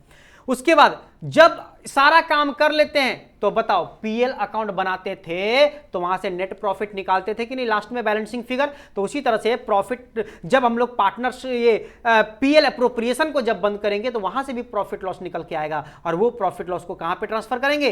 पार्टनर्स कैपिटल या करंट में ट्रांसफर करेंगे। तो एंट्री होता है PL appropriation account debit to partners capital या करंट अकाउंट। देखो हम समझाने के लिए हम सब कुछ समझा रहे हैं, लेकिन जब आपको जर्नल एंट्री लिखने बोलेगा तो ये सब चीज़ आपको याद होना चाहिए, तभी ना लिख पाओगे। वहाँ पे समझ के नहीं चलेगा, वहाँ पे याद होना चाहिए और याद रहेगा तुम्हारे पास तो सब अपने आप तुम लिख पाओगे वहाँ पे। क्लियर चीज़? हाँ या ना? उसके बाद हम लोग का आता है इंटरेस्ट ऑन पार्टनर्स लोन। इसके बारे में बात कर लेते हैं। देखो आज हम लोग का पूरा थ्योरी पोर्शन हो रहा है, समझ रहे हो। नेक्स्ट क्लास में जब आओगे तो वीडियो को पहले देख लोगे एक बार फिर से रिकैप करके, क्योंकि वीडियो अपलोड कर दिया जाएगा। समझ में आया? तो वीडियो एक बार घर में जाके आराम से देख लोगे कि हाँ किस तरह का क्या क्या लास्ट क्लास में हुआ था, ताकि यहाँ पे जब क्वेश्चन, क्योंकि नेक्स्ट क्लास से आपको क्वेश्चन करवाएंगे और जब क्वेश्चन करवाएंगे तो क्वेश्चन करवाते वक्त फिर से आपको बार बार हम रिकैप करवाएंगे। याद करो वो दिन जब हम लोग ये वाला चीज़ पढ़े थे, तो उस तरह का करने जाएंगे तब तो हम लोग का टाइम खत्म हो जाएगा। समझ रहे हो? क्योंकि अगर आज क्लास कर रहे हैं तो 3-4 दिन के बाद ही हमारा फिर से अकाउंट्स का क्लास आएगा, तो फिर दिक्कत हो जाएगा उतना दिन में, 3-4 दिन में। अभी तुम बाहर निकलोगे कुछ पूछ देंगे तो भूल जाओगे। समझ में आया? तो तुम्हारा 3-4 दिन के बाद पूछने जाएंगे तब तो हालत खराब रहेगा ऐसे ही। तो इसीलिए क्या करना है, कोई भी सब्जेक्ट का क्लास हो, चाहे मैथ्स करने आओ, चाहे अकाउंट्स करने आओ, चाहे इकोनॉमिक, कॉमर्स, कुछ भी, लास्ट क्लास में क्या पढ़ा गया था, लास्ट क्लास में क्या पढ़े थे, उस चीज को रिकैप करके आया करो। कभी सीरियल देखते हो? कभी? अरे नहीं देखे होगे। पहले घर में किसी का टीवी चलता होगा तो सीरियल चलता होगा। देख तो सीरियल जब स्टार्ट होता है तो पहले रिकैप दिखाता है, यानी पिछला दिन, पिछला सप्ताह में क्या हुआ था वो चीज को रिकैप करता है पहले, ताकि आपको याद हो जाए कि हाँ हाँ ये सब चीज हुआ था। उसके बाद यहां से कंटिन्यू करना है हम लोग को। समझ में आया? नहीं तो लास्ट वाला दिन क्या हुआ था वो चीज भूल चुके हैं, हम लोग को पता नहीं है। तो रिकैप करने से क्या होता है, सब चीज याद हो जाता है। अच्छा ये सब चीज हुआ था, अब यहां से कंटिन्यू करना है। तो बस उसी तरह से लास्ट क्लास में क्या क्या पढ़े थे वो चीज को रिकैप करके आओगे घर से, या तो कॉपी से देख के आया करो जो लिखा रहेगा, या तो वीडियो देख के आया करो, क्या क्या वीडियो को फास्ट फॉरवर्ड करके देखा करो। समझ में आया? उसमें वीडियो भी दिखेगा, मेरा भी फोटो दिखेगा उसमें। हाँ थोड़ा चश्मा पे रिफ्लेक्शन आएगा, उससे आपको इग्नोर करना है उसको थोड़ा सा, ठीक है। और बाकी सब चीज़ तुमको मिल जाएगा वहाँ पे, तो उस तरह से वीडियो भी देख सकते हो आराम से। और ऐप जो मेरा है वो ऐप में सारा वीडियो अपलोड कर दिया जाएगा। अभी 1-2 वीडियो तुमको यूट्यूब में भी मिल जाएगा, लेकिन बाद में उसको ऐप में अपलोड किया करेंगे, तो ऐप में तुमको देखना पड़ेगा उसके लिए। आ रहा है समझ में? चलो तो आगे बढ़ते हैं। तो बोला इंटरेस्ट ऑन पार्टनर्स लोन, हमारा अगर बात करते हैं, बताओ पार्टनर्स लोग अगर लोन देता है किसको? फर्म को। किसको? फर्म को। तो बताओ हक है कि नहीं इंटरेस्ट पाने का? हाँ जी सर हक है। तो लोन के फर्म के लिए वो क्या होगा? एक्सपेंस होगा। फर्म के लिए क्या होगा? और पार्टनर के लिए क्या होगा? इनकम। तो बोलता है if any partner has given loan to the firm, अगर फर्म को लोन देता है कोई पार्टनर अगर, तो he is entitled to receive interest on such loan as an agreed rate of interest. Agreed rate of interest क्यों बोला? अगर वो बोला है कि हम 10% इंटरेस्ट लेंगे तो 10% देना पड़ेगा। अगर हम 20% इंटरेस्ट लेंगे तो 20% देना पड़ेगा। हम अगर 8% इंटरेस्ट लेंगे तो 8% लेना पड़ेगा। लेकिन अगर लिखा ही नहीं है वहां पे एग्रीमेंट में तो कितना percent? 6%। If there is no agreement regarding the rate of interest, he is entitled to receive interest at the rate of 6%. आया समझ में? अगर अग्रीड है, वहां पे लिखा हुआ है अगर रेट, तो जितना लिखा हुआ है उतना, अगर एग्रीमेंट में नहीं लिखा हुआ है तो कितना परसेंट रहेगा? 6% रहेगा, फिक्स है ये 6%। लेकिन ध्यान रहे, सिर्फ इंटरेस्ट ऑन लोन के लिए 6% है हमारा फिक्स। कोई कोई देखो, हाँ सब स्टूडेंट के हिसाब से बताते हैं, ऐसा ऐसा हम एक्सपीरियंस कर चुके हैं स्टूडेंट के हिसाब से। स्टूडेंट लोग क्या करता है पता है, याद कर लिया है कि अगर कुछ एग्रीमेंट में नहीं लिखा हुआ है, रेट अगर नहीं दिया तो कितना परसेंट है? 6%। वो इंटरेस्ट ऑन कैपिटल में भी अप्लाई कर देता है 6%, वो इंटरेस्ट ऑन ड्राइंग में भी अप्लाई कर देता है 6%। आ रहा है समझ में? इंटरेस्ट ऑन कैपिटल अगर नहीं दिया है तो नहीं देंगे, इंटरेस्ट ऑन ड्राइंग अगर नहीं दिया है तो नहीं देंगे, लेकिन इंटरेस्ट ऑन लोन अगर नहीं दिया है तो 6% देंगे। ये हमारा फिक्स है। समझ में आया? अगर पार्टनर लोन दिया है फर्म को और इंटरेस्ट के बारे में नहीं बताया है तो 6% आपको प्रोवाइड करना पड़ेगा। लेकिन अगर पार्टनर लोग कैपिटल इन्वेस्ट किया है, उसका इंटरेस्ट उसको कितना देना है वो नहीं बताया है, तो नहीं देंगे उसको इंटरेस्ट। क्योंकि हम लोग पार्टनरशिप डीड के बारे में पढ़े थे कि अगर पार्टनरशिप डीड में वो सब चीज नहीं लिखा रहेगा तो हम लोग नहीं प्रोवाइड करते हैं, बताए थे कि नहीं? लेकिन इंटरेस्ट ऑन लोन हमारा फिक्स है, वो 6% आपको देना पड़ेगा। लेकिन हाँ, अगर लिखा हुआ है 8% तो 8% दो, 12% तो 12%, नहीं लिखा रहेगा अगर तब 6% है। बोलो बात समझ में आया? हाँ या ना? आगे, interest on partners loan is charge against profit. ये जो इंटरेस्ट ऑन पार्टनर्स लोन होता है वो चार्ज अगेंस्ट प्रॉफिट होता है, and hence interest is allowed whether there is profit और नॉट। चाहे आपका प्रॉफिट हो या ना हो, आपको यहां पे इंटरेस्ट देना ही पड़ता है। इसीलिए चार्ज अगेंस्ट प्रॉफिट इसको बोला जाता है। चार्ज अगेंस्ट प्रॉफिट का मतलब होता है प्रॉफिट के अगेंस्ट, अगेंस्ट मतलब उल्टा, उसके विपरीत में आपको चार्ज करना पड़ता है। यानी प्रॉफिट आपका हो या ना हो, आपको देना पड़ेगा। उसको बोलते हैं क्या? Charge against profit. और एप्रोप्रिएशन ऑफ प्रॉफिट क्या होता है? आपका जब प्रॉफिट होगा तभी आप प्रोवाइड करोगे, नहीं होगा तो प्रोवाइड करने का जरूरत नहीं है। बोलो बात समझ में आया? जैसे डिवेंचर पे इंटरेस्ट पेमेंट करते हैं, डिवेंचर पे, डिवेंचर छोड़ दो, डिवेंचर का नाम नहीं शायद सुने होगे, बाद में सुनोगे, चैप्टर है तुम्हारा डिवेंचर से रिलेटेड। लोन के बारे में बताते हैं। बताओ, अगर तुम किसी से लोन लेते हो तो तुम घर में 10,000 रुपया कमा के देते हो, या तुम रोड में घूमते रहते हो, तुम 1 रुपया भी कमा नहीं रहे हो, तुम खुद रोटी और नून रोटी खा रहे हो, समझ, नमक रोटी खा रहे हो, तुम किसी तरह से जिंदगी का गुजारा कर रहे हो। बताओ, तुम किसी से 10,000 रुपया लोन लिए थे तो तुमको इंटरेस्ट जो हर महीना देना पड़ता है उसको, क्या अगर 1 महीना नहीं दोगे तो वो मान जाएगा? तुमको तो इंटरेस्ट देना पड़ेगा कि नहीं देना पड़ेगा? यानी तुम कैसे जी रहे हो, तुम लाख रुपया कमा रहे हो, तुम करोड़ रुपया कमा रहे हो, या तुम 1 रुपया कमा रहे हो, उससे उसको कोई मतलब नहीं है। अगर तुम उससे 10,000 रुपया लिए थे, 10,000 रुपया अगर वो मान लेते 5% का ही इंटरेस्ट तुमसे मांगता है, तो 10,000 का 5% होता है 500 रुपया, उसको हर महीना तुमको 500 रुपया करके देना पड़ेगा। बोलो समझ में आ रहा है कि नहीं आ रहा है? लेकिन एप्रोप्रिएशन ऑफ प्रॉफिट क्या होता है? वो होता है प्रॉफिट पे डिपेंड करता है। अगर आपके पास प्रॉफिट होगा तभी आप उसको पेमेंट करोगे, अगर प्रॉफिट नहीं हो रहा है तो पेमेंट करने का जरूरत नहीं है। समझ में आया? जैसा शेयर्स वाले में होता है, अगर आप शेयर्स में पैसा लगाते हो तो अगर डिविडेंड आपको मिलता है तो डिविडेंड आपको तभी मिलेगा जब कंपनी में प्रॉफिट होता है। समझ में आया? और अगर कंपनी में प्रॉफिट नहीं हो रहा है तो आपको डिविडेंड नहीं मिलेगा वहां पे। अरे समझ में? लेकिन डिवेंचर वाले पे इंटरेस्ट आपको पेमेंट करना ही पड़ता है, चाहे आपका प्रॉफिट हो या ना हो। समझ में आया? तो चार्ज अगेंस्ट प्रॉफिट और एप्रोप्रिएशन ऑफ प्रॉफिट, यही फर्क होता है दोनों में। तो बोलता है चाहे आपके पास प्रॉफिट हो या ना हो, आपको इंटरेस्ट ऑन जो लोन होगा वो अलाउड रहेगा वहां पे। बोलो समझ में आया?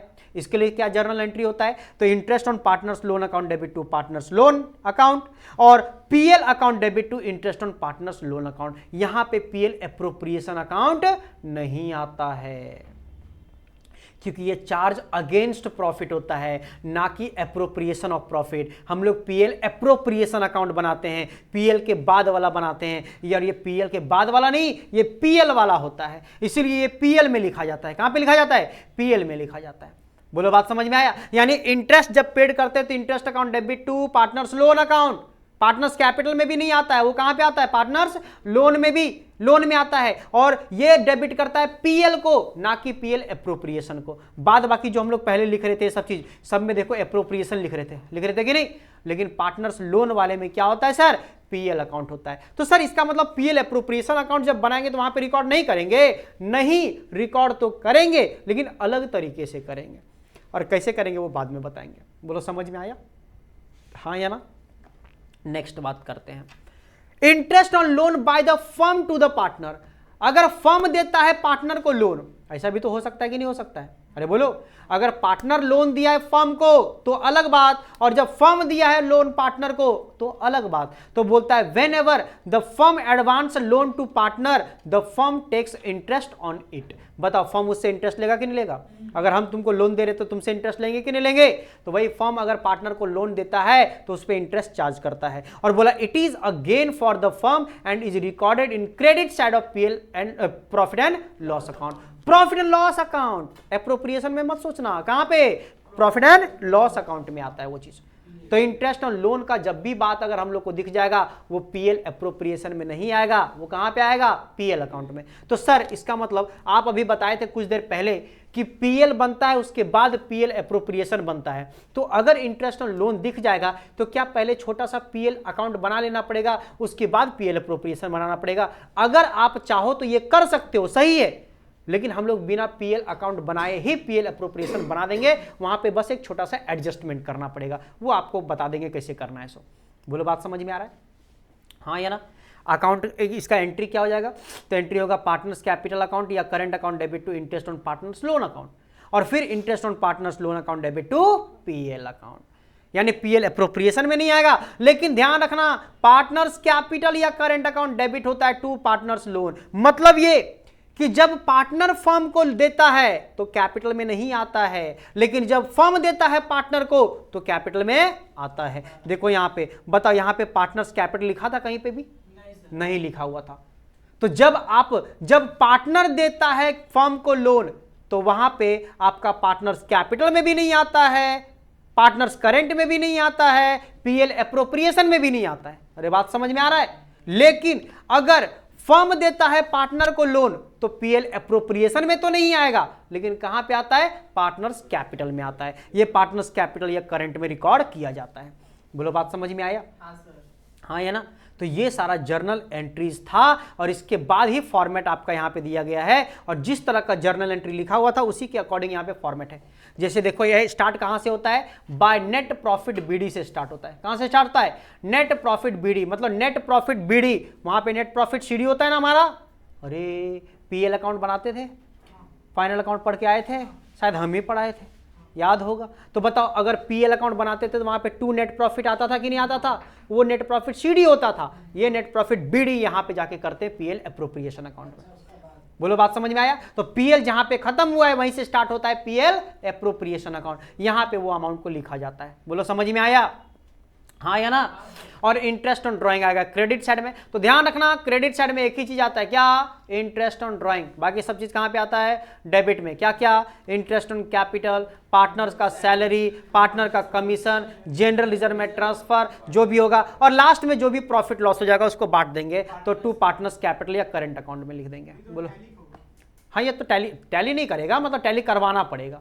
मतलब क्रेडिट में ज्यादा आएगा तो डेबिट में घटेगा, तो डेबिट में घटेगा तो टू पार्टनर्स कैपिटल। अरे पीएल अकाउंट बनाते थे कि नहीं? तो पीएल अकाउंट बनाते थे तो क्रेडिट में ज्यादा है तो डेबिट में टू नेट प्रॉफिट लिखते थे, अगर डेबिट में ज्यादा होता था तो बाय नेट लॉस लिखते थे। उसी तरह से टू पार्टनर्स कैपिटल, ये आपका बैलेंसिंग फिगर है, ये बैलेंसिंग फिगर वाला है, यानी टू पार्टनर्स कैपिटल लिखना पड़ेगा अगर डेबिट में घटेगा, तो बाय पार्टनर्स कैपिटल लिखना पड़ेगा अगर क्रेडिट में घटेगा तो।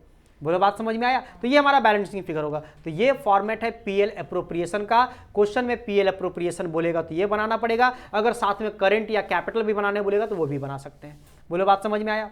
और अब एक मजेदार बात बताते हैं, वो मजेदार बाद में बताएंगे। ये वाला बात बता चुके हैं अभी हम कि अगर फ्लक्चुएटिंग कैपिटल मेथड रहेगा तो सारा का सारा बात होता है पार्टनर्स कैपिटल में ही, चाहे आप ड्राइंग लिखो, चाहे आप इंटरेस्ट ऑन लोन लिखो, चाहे आप कैपिटल लिखो, सब चीज आपका इसी में रिकॉर्ड किया जाता है। सर क्या क्वेश्चन में बोल दिया रहेगा कि आपको फ्लक्चुएटिंग कैपिटल मेथड से रिकॉर्ड यूज करना है कि फिक्स्ड कैपिटल मेथड से करना है? हाँ, क्वेश्चन में बोल देगा। लेकिन सर अगर कभी क्वेश्चन में ना बोले तो क्या करेंगे? तो हमेशा फ्लक्चुएटिंग कैपिटल मेथड यूज करेंगे। कौन सा? फ्लक्चुएटिंग, यानी सिर्फ पार्टनर्स कैपिटल अकाउंट बनेगा, वहां पे करंट अकाउंट नहीं बनेगा। तो if nothing is mention in the problem, यानी अगर क्वेश्चन में कुछ भी मेंशन नहीं किया गया कि कौन सा मेथड आपको यूज करना है, तो वहां पे कौन सा यूज करना पड़ेगा?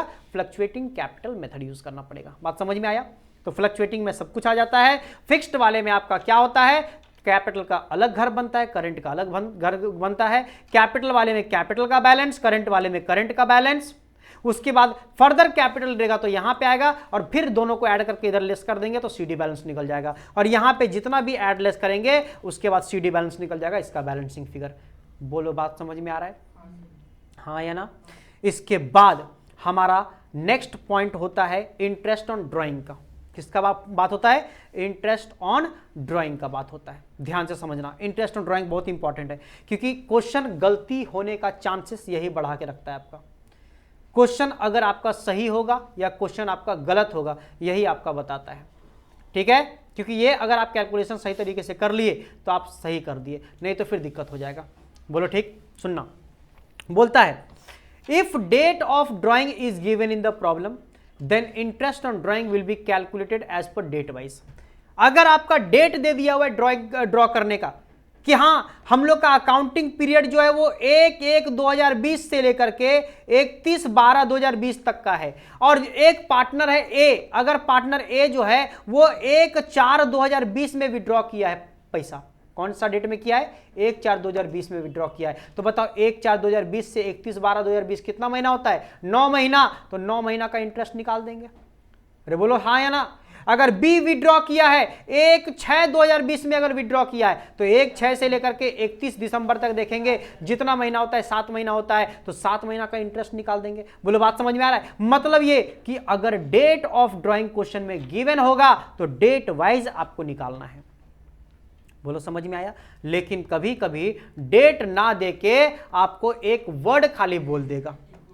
क्या बताता है पता है? बोलेगा ड्राइंग अगर इक्वल अमाउंट आपका होता है इस तरह से, बिगिनिंग ऑफ ईच मंथ, हर महीने के स्टार्टिंग में अगर विड्रॉ किया जाता है, अगर जनवरी का 1 तारीख, फरवरी का 1 तारीख, मार्च का 1 तारीख, अप्रैल का 1, हर महीना में वो 1-1 तारीख को अगर विड्रॉ करता है, same amount, equal amount, same amount अगर विड्रॉ करता है, तब आपका इंटरेस्ट जो कैलकुलेट किया जाएगा वो 6.5 मंथ्स का कैलकुलेट किया जाएगा। कितना का? 6.5 मंथ्स। टीचर इसको रटा देता है, क्या कर देता है कि अगर बिगिनिंग ऑफ ईच मंथ रहेगा क्या रहेगा? 6.5 मंथ्स का, अगर एंड ऑफ ईच मंथ रहेगा तो कितना मंथ करेगा? 5.5, अगर बिगिनिंग ऑफ ईच क्वार्टर रहेगा तो कितना? 7.5। हम रटाएंगे नहीं, हम समझाएंगे क्यों ऐसा होता है, इसलिए ध्यान से समझना। आइए हम आपको यहां पे समझाना चाहेंगे कुछ इसके बारे में। फोकस करना सब लोग यहाँ पे अभी एकदम, क्योंकि यही वाला चीज अभी आपको समझा जो रहे हैं वो आपका इंपॉर्टेंट है। यहाँ पे दिख रहा है सबको? चलिए समझना एकदम सही से। 2 भाग 4 भाग इतना हो गया, कितना हुआ? 3 3 6 3 9 ही हुआ है ना? अच्छा इस तरह से कर देते ना, इसके बीच में 2, इसके बीच में 2, इसके बीच में 2, इसके बीच में 2, अब 12 हुआ। 3 3 6 3 9 3 12, ज़्यादा हो गया क्या? 13 हो गया, मिटा देते हैं। 1 2 3 4 5 6 7 8 9 10 11 12 मान लेते ना, छोड़ो ना। ठीक है, सुनना ध्यान से एकदम। ये है जनवरी, ये फरवरी, मार्च, अप्रैल, मई, जून, जुलाई, अगस्त, सितंबर, अक्टूबर, नवंबर और दिसंबर। अगर हम जनवरी से लेकर के दिसंबर तक का बात करते हैं, सुनना, पहला जो पॉइंट बोला गया था बिगिनिंग ऑफ ईच मंथ, हर महीना का बिगिनिंग में अगर विड्रॉ करता है, तो बताओ अगर हम 1 जनवरी को विड्रॉ करते हैं तो बताओ 1 जनवरी से लेकर के 31 दिसंबर तक कितना महीना होता है? 12 महीना। तो जो हमारा इंटरेस्ट लगेगा वो कितना महीना का लगेगा? 12 महीना का लगेगा। अरे बोलो ना। अगर हम 1 फरवरी को विड्रॉ करते हैं तो 1 फरवरी से लेकर के 31 दिसंबर तक कितना होता है? 11 महीना। तो कितना महीना का इंटरेस्ट लगेगा? 11 महीना का। हम अब मिटा देते हैं। अब बताओ जब जनवरी 1 तारीख को विड्रॉ करेंगे तो कितना महीना का लगेगा?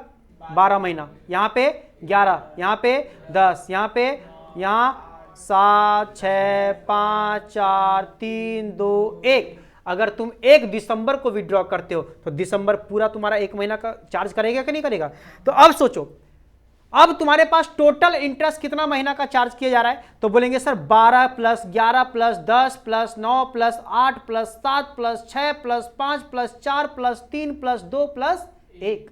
अगर तुम सबको ऐड करोगे तो तुमको 78 मिलेगा। कितना मिलेगा?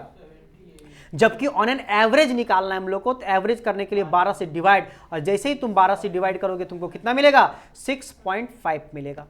आ रहा है बात समझ में? तो 6.5 आने का ये तरीका होता है, यहां से लाया जाता है। अच्छा, इसका एक और तरीका है। एक और तरीका क्या है? आप हर एक नंबर को ऐड मत करने जाओ, आप खाली फर्स्ट वाले को ऐड करो और लास्ट वाले को ऐड करो। बताओ 12 और प्लस 1 कितना होता है?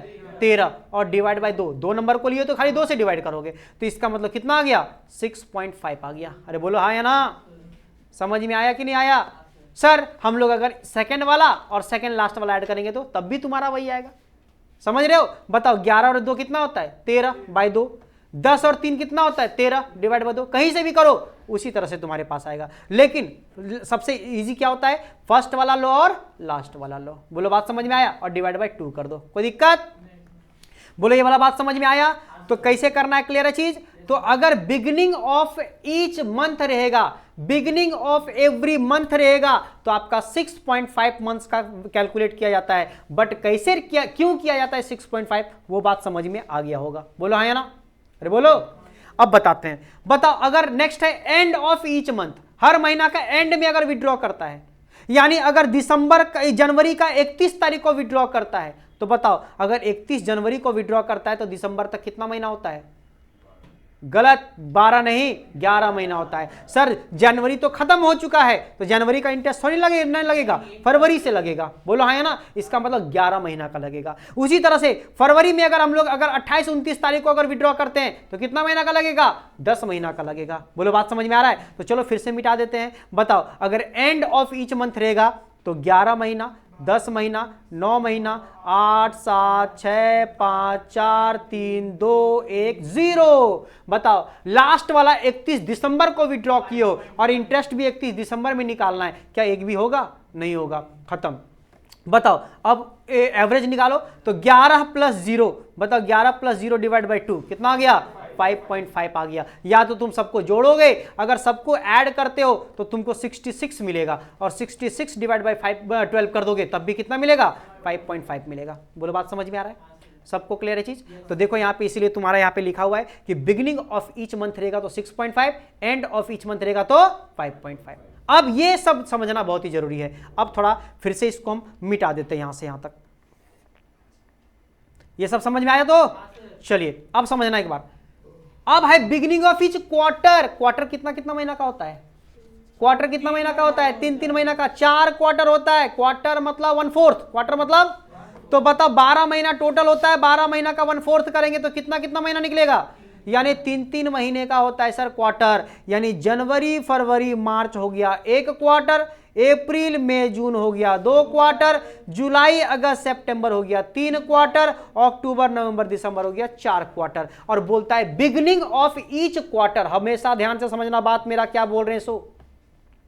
हर क्वार्टर के बिगिनिंग में अगर विड्रॉ करता है, बताओ पहला क्वार्टर का बिगिनिंग कौन सा होगा? 1 जनवरी। यानी अगर 1 जन को अगर विड्रॉ करता है तो बताओ यहां से यहां तक कितना महीना होता है? 12 महीना होता है। Very good. तो यहां पे कितना महीना होगा? 12 महीना। अरे आ रहा है समझ में? फिर यहां पे विड्रॉ नहीं करेगा। अब सेकेंड क्वार्टर का बिगिनिंग में, क्योंकि हर क्वार्टर के बिगिनिंग में, तो पहला क्वार्टर का बिगिनिंग कहां पे था? 1 जनवरी। सेकेंड क्वार्टर का बिगिनिंग कहां पे है? 1 अप्रैल। तो बताओ अगर 1 अप्रैल को अगर विड्रॉ करेगा तो कितना महीना का लगेगा? यहां से यहां तक होता है 9 महीना। बोलो बात समझ में आ रहा है? फिर जब 1 जुलाई को विड्रॉ करेगा तो कितना होगा? 6 महीना। और जब 1 अक्टूबर को करेगा तो कितना महीना? 3 महीना। बोलो बात समझ में आया? हाँ या ना? तो बताओ इसका एवरेज निकाल के देखो। बोलेंगे सर 12 + 9 + 6 + 3 डिवाइड बाई 4, या नहीं तो 12 + 3 डिवाइड बाय 2। जब 2 नंबर जोड़ेंगे तो 2 से डिवाइड, जब चारों नंबर जोड़ेंगे तो 4 से डिवाइड। 12 + 9 + 6 + 3 करेंगे तो 4 से डिवाइड करना पड़ेगा। जब 12 + 3 करेंगे तो 2 से डिवाइड करना पड़ेगा। बताओ 12 3 कितना होता है? 15। 15 बाई 2 कितना होता है? 7.5, 7.5। देखो यहां पे लिखा हुआ है बिगिनिंग ऑफ ईच क्वार्टर में कितना मंथ का है? 7.5 का। आ रहा है बात समझ में? अच्छा इसका एक ट्रिक भी बताएंगे, ट्रिक भी है मेरे पास, लेकिन पहले समझा रहे सो समझना पहले। बताओ अब एंड वाले में आते हैं, एंड वाले में आते हैं। बताओ पहला क्वार्टर का एंड कब होता है? मार्च में। यानी 31 मार्च में अगर विड्रॉ करते हैं तो कितना महीना का लगेगा? 9 महीना का लगेगा, क्योंकि मार्च तो खत्म हो चुका है सर, अप्रैल से ना स्टार्ट होगा, मतलब 9 महीना का लगेगा। बताओ जब जून का लास्ट में अगर 30 तारीख को विड्रॉ करते हैं तो कितना महीना का लगेगा? 6 महीना का लगेगा, जुलाई से लेकर के दिसंबर तक। बताओ जब सितंबर का लास्ट में अगर विड्रॉ करते हैं तो कितना महीना का लगेगा? 3 महीना का। और जब दिसंबर का लास्ट में विड्रॉ करते हैं तो 0 महीना का। तो बताओ 9 + 0 आता है 9 और डिवाइड बाय 2 आता है 4 तो एंड ऑफ ईच क्वार्टर रहेगा तो कितना होगा? 4.5 मंथ्स का रहेगा। कोई दिक्कत? अब हाफ ईयरली वाला आते हैं सर। हाफ ईयरली का मतलब क्या होता है? हाफ ईयरली का मतलब क्या होता है? आधा होता है, मतलब क्या कर दिए? हाफ ईयरली का मतलब क्या होता है?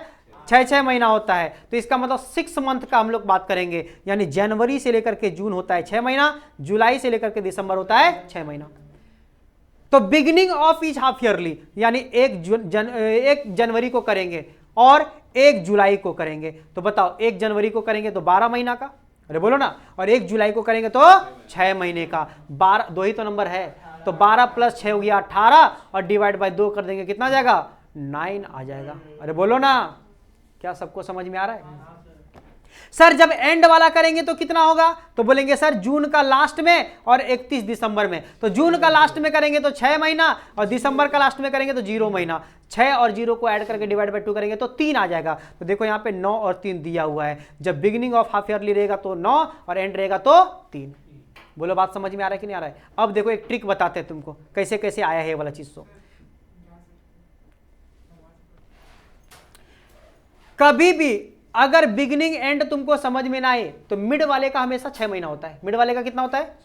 यहां पे 3 नंबर पॉइंट पहले पढ़ लो कि if nothing is mention in the problem, अगर प्रॉब्लम में कुछ भी मेंशन नहीं किया गया हो, then interest will be calculated on an average of 6 month. कितना महीना का कैलकुलेट किया जाएगा? 6 महीने का कैलकुलेट किया जाएगा।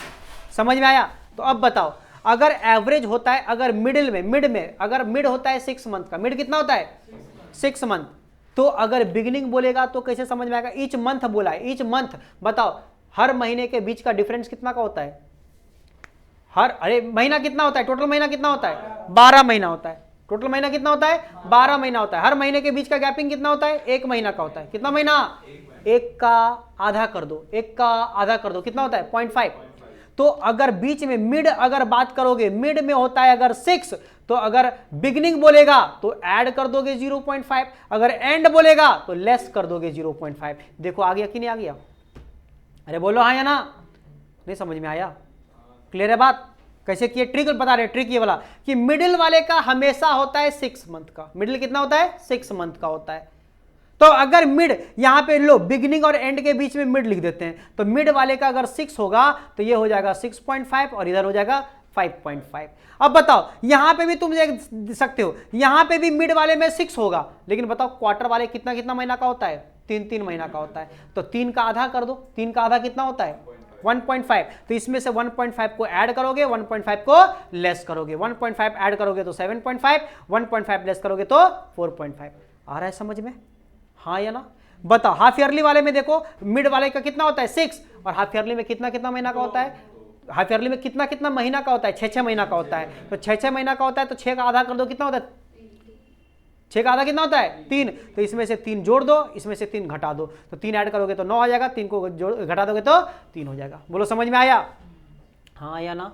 चलो इसको साफ सुथरा कर देते हैं। उम्मीद करते हैं तुमको ये सब चीज़ समझ में आ गया होगा कैसे समझाए सो। लेकिन ये हर टीचर समझाता नहीं है, ये बस आपको समझने का जरूरत भी उतना नहीं है, क्योंकि वहाँ पे आपसे पूछता नहीं है कि हाँ इसको डिस्क्राइब करो, इसको एक्सप्लेन करो। नहीं, आपको बस सॉल्व करके बताना कि इंटरेस्ट कितना निकल के आएगा। तुमको ये सब याद करके लिखना है। बोलो समझ में आया? लेकिन हम तुमको पूरा कॉन्सेप्ट बता रहे हैं कि क्यों ऐसा होता है, इसलिए ध्यान में रखना है सब चीज़।